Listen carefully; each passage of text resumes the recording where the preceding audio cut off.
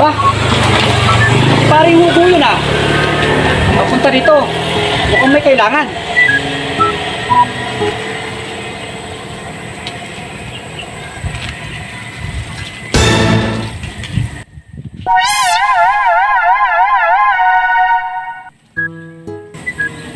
Paring Hugo, teka nga rin eh. Mukhang may problema ka. Mayroon nga pare. Malaki ang problema ko. Oh, eh bakit? Ano ba problema mo? Mabigat ang problema ko pare. Mabigat. Mabigat. Hindi ko kayang sabihin sa'yo. Ang bihira ka naman. Kay magaang, kay mabigat. Dapat sabihin mo sa akin, paring Hugo. Nahihiya akong pare sabihin sa'yo ang problema ko. Parang may naamoy ako hindi maganda. Pambihira ka naman. Ano pa't naging magkumpare tayo? Eh sino ba ang tumulong sa akin nung ako'y nangangailangan? O di ba ikaw? O di ba't ako'y walang pambayad sa ano? Ikaw ang tumulong sa akin.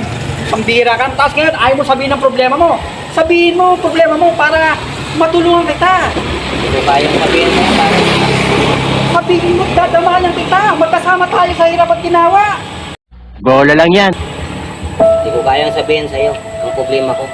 Napakalaki ng problema ko. Eh naman ang hirap sa'yo eh. Panay, hindi mo kayang sabihin. Panay, hindi mo kayang sabihin. Sabihin mo na.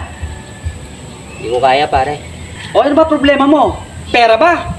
Hindi sa pera pare. Hindi sa pera? Hindi sa pera ang problema ko. Pambihira ka naman oh. Eh kahit pa paano, meron naman tayong may tutulong kung pera kailangan mo. Di totoo yan.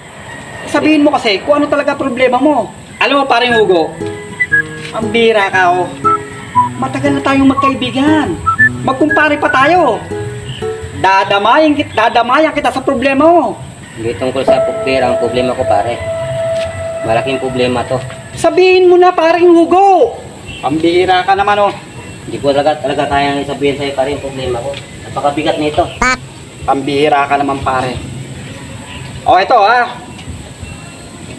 Kaya ako sa'yo. Pag sinabi mo problema mo, dadamayan kita, magkasama tayo. Talaga ba pare? Oo! Sige, sabihin mo. Sigurado ka? Sigurado ako. Sabihin mo na. Eh, nakapatay tayo pare.